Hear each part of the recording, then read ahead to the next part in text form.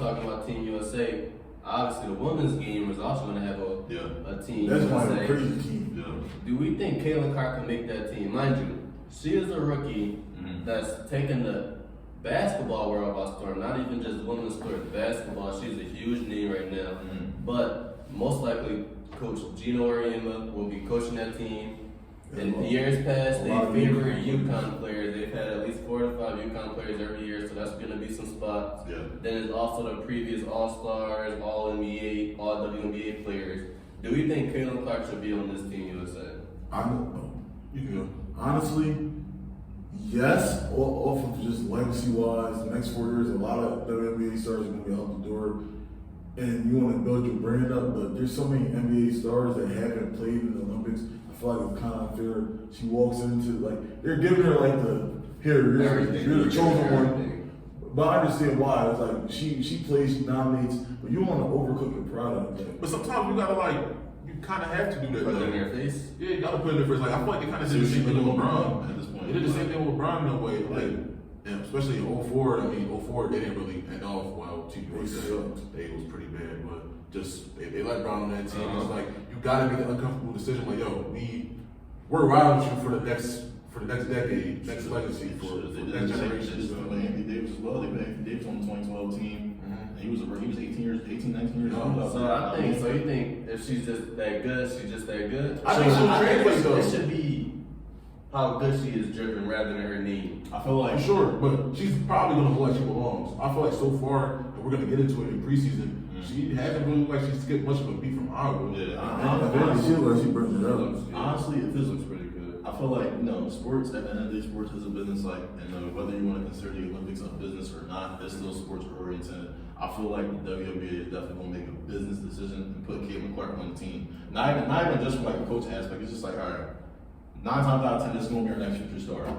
We got to give her something. We got to do something to push her name out there more, to get more people to watch. You never know. Caitlin Clark took the whole U.S. by storm. You never know. What if she comes out here, puts on a pretty above average to good performance in USA? Maybe they can get other fans from other countries to watch WNBA too. You never really know. So I'm thinking, like, as far as like a business aspect, and as far as like, what would be best for the WNBA, I think they should put her in there. But as far as like coaching, like you said, honestly, I think you should still put her in there. Hoops wise, I still think Hoops it's wise, still why good not? argument. Why not? She's already a top 15 player, 12 player. So why not? You know what I mean? I was going on the defense of the other WNBA stars that hadn't made the only team, and like how it wouldn't be fair for them because they had to wait another 4 years.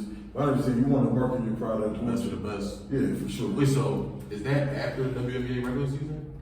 Well, I know two of them kind of coincide. The Olympics. Olympics. It's during the season. It's during the season. I'm not exactly sure how that works, honestly. Or that thing during the All-Star break though? It could be, but I think it'll be longer than All-Star break. Right. That's actually a pretty good question. They've been putting their athletes through a lot, and I know y'all saw that WNBA athletes, they finally getting full charter strikes. Finally, bro. That's just the first step. That's the first step. You know what I mean? So I'm happy for that. Sooner than later, I hope we can start getting to like some serious reports and some serious talks about expansion. Mass expansion too. Like, now we don't need only 2 teams. I need like 4 or 6. I like by the time we're 30, we're gonna see a lot. Oh yeah, we're gonna see a lot. That's like what, another decade? I need like another But 5 years. you might think another decade. That's really quick for a turnaround league. That's not for a city as well. For a city as well. There's so many players that's now on the team right now. They get cut.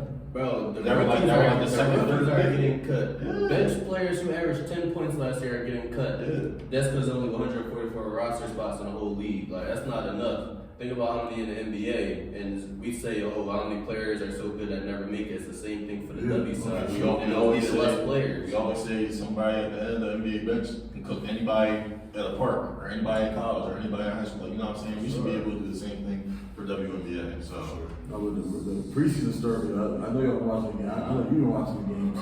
First game for Caitlin Clark, she scores 21. And like Jay said, I think she fit right in. She shooting deep threes. She's shooting deep threes. She's comfortable, making She's great facilitating. passes. Her and Leah Boston, that's probably already a top 3 duo. How good can the Fever be this year? I think that Leah Boston, she's gonna be a defensive player of the year talk. I think she's gonna average 15 and 10. They were the worst team last year, right? They weren't the worst team. Well, they were They were the bottom tier. They're easy tough. I mean, easily a playoff team. Eight playoff teams, 8 playoff spots. They're easy. If they're, I think they can be the third best team, but they're probably gonna be like more like the fifth. Oh, I got Aces number 1. The Aces, Liberty has to be 1 and 2. That's just 2 super teams. And then whoever comes into that, Yeah, I can see the it's Fever kinda- going around. The Fever, it can be Seattle Storm, Chicago. Connecticut Sun is always going to be there. They've been to 2 finals over the past few years. They lost both, but They've been there. and like it's a lot of good talent. I don't know if they're ready for a run this year though. The Mercury with Diana Taurasi, maybe she's getting older, Maybe but yeah. they picked up. I mean, they still got Brittany Griner. She's still 6'9", averages 18 and 10 in her sweep. Yeah, sure. So they're gonna still be a solid team. Did they pick up Skylar Diggins or else somebody else? Skylar Diggins went to the Seattle. She went to So Seattle, yeah. her and the leading scorer from last year, Jewel Lloyd. So that's gonna be a nice little year. Okay. Speaking of like coverage and what we were talking about, Andrew Reese and the Chicago Sky games were not allowed to be streamed. What do y'all feel about that? Because we obviously see how they marketing for Caitlin Clark and the Fever, but they're not gonna put Chicago Sky on TV. What's your thoughts I on don't that? like that. I feel like Andrew Reese has as much name and has as much notoriety as Caitlin As Clark. me? Well. Entertainment value-wise, Entertainment and value-wise, She's behind her. she was behind her, but it's not that much. It's not that much. I feel like the WNBA would have flourished if they had I feel like you push that Caitlin. Multiple people. Yeah, like this is the next generation. Especially bro, people want to see Caitlin Clark, she's a social media figure, you know what I mean? That people want to see that game. Even Camila Cardoso, we're not what we doing right now? I ain't gonna lie. I feel like another thing is that the WNBA marketing hasn't been It's not good. It hasn't been hasn't really made it most like the product. Like I remember last week, was it the Wednesday the people were playing last week? Yeah, the first game. Yeah, I'm pretty sure the game was in Dallas. Yeah. While the Clippers were playing the Dallas Mavericks in Dallas. This is one of those things where I'm like, I would want to watch this right now, but it's another Dallas. We got playoff game coming on. I don't know. It's The NBA season is about to end, so I think once again, definitely past All-Star break, NBA season is going to be over. So I think this summer, this is going to be the year for the WNBA. I really do. Like a lot more eyes going to be on the sport. I feel like on social media we'll have more debate. Who is better between her and her and her? I think it's going to be a pretty good year. Speaking of, legendary players and whatnot, Candace Parker, 3-time WNBA champion, announced her retirement after 16 years. Someone who I think is a trailblazer in the game, 6'4", essentially guard who can, do a little bit of everything. She 3-level scorer, all of it. She kind of made the way for the, long, athletic, do it all. Brittany Stewart, the age of Wilsons, people just impact the game multiple ways. Definitely want to shout out Candace Parker. Bro, one of the pioneers in this game. It's crazy how she retired. That kind of threw me off. I know she was dealing with an injury at the end of the season, but I thought she was going to run it back with She it. still got a ring. I thought like you said, try to go actually play. I mean, Make a run. you got a ring. I got it to be had. She's the first WNBA player to win a championship for different teams. But I thought she was going to come back one more year because she's still good. No, she's still good. She's still good. Like we called that team the greatest starting lineup of all time. When she decided to retire, like you said, she's giving up the roster spot for someone that income rookie or like you said, a bench player that something that somebody who we all know ain't really trying to do that. Diana Taurasi, you think DT should retire? Bro, how old is she? 40. Like, come on, bro. What are we doing? I mean, I would want to. She's still giving buckets But though. she not Diana Taurasi of 09. Bro. But she could She's score. still She can buckets. score, but at the same time, like you said, bro, you know how many women getting cut that need a roster spot, bro. You're like, But she can still produce. Like, Bro, people say she got too much of a legacy for you trying to push out. You the 40 though, like no. She's She's still still good. And then at the same time, She's the best player for her team. no, man, she's still talking crazy about the rookies. How you want She's not talking crazy. That's literally how that's literally how she talks to everybody. It doesn't matter. That's literally how she talks to everybody. If you try to support the league that you're in and you want the league you're in to get more notoriety, you're not about to talk crazy. She hasn't changed any interview she said. She literally said in an interview. The fact that they said about Caitlin Clark, they blew it up. talk like that. Like, at the same time, how you gonna say that?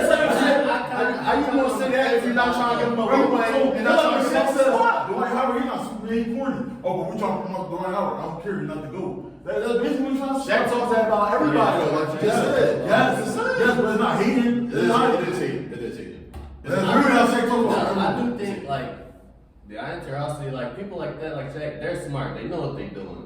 She knew what she was trying to ignite something. She was trying to ignite Purposely, something. yeah. But that is kind of how she talked. But she definitely was throwing like a little shot at her. She That's said what I'm like saying. not everyone was gonna succeed and translate. And then how we So gonna we do obviously know that? she's talking about like certain players. Was that crazy? But when Kobe goes, oh yeah, they're not good at all. Like, is that hating or is that just mama mentality? Bro, I mean, I'm going to trust what Kobe says because Kobe has had, mind you, Kobe has played with multiple young people. He's been a part of he's been a part of all that. And he hated them. Kobe has been a part. He hated them. Why wouldn't he? Bro. You Kobe Bryant, right? You gonna play with all these young guys not taking it serious. You Kobe Bryant, you hurt. You got these young guys. So you remember back when Nick Young and Jordan Hill was in the interview after they won the game, they was talking crazy, and then it showed back to Kobe, like, bro, like, what are we talking about? DT was saying, if you don't take this serious, you're not going to change. But at the same time, Kobe was injured. Other people was at his spot. When Kobe was injured, the other young players was taking his spot, making a name for themselves, trying to go take Kobe his spot. Diane Taurasi, you're not really getting injured. You're still playing. How you want to talk crazy about people that's coming in, talking about, yeah, it's not easy transition. How are we going to know? How are we going to know? You're not even going to give the person on your roster spot. Some people don't translate. She's not like, oh, look at you, King Clark. She's going to say that to everybody. Everyone does. It's true, man. At the same time, you're also in a league where they're used to cutting people that was drafted like number 2 or 3. So she's telling you so she's basically telling you what this league does. That's not because of the player though. That's because of the league. That's because of the business in general. So Taurasi, and she's going on 42 in June, by the way. She averaged 16, 4, and 4 last year. Still a bucket, Bro. On a not so good team though. We definitely, but this year they got a little more loaded of a roster, so I guess we'll see what's going on. But I definitely think that Diana can still play. I mean, it was never the fact that she couldn't play. It's just the fact that you're 43, you're taking the roster spot away from other people that don't need a roster spot. That's what I'm saying. That's what I'm saying. That's what I'm saying. You're not a top 5 to 10 pick in the WNBA. It's a chance you can. It's a chance you can shoot out for sure. Even number 1 picks get cut. Even top 5 picks get cut. Yeah, sometimes. So it's crazy.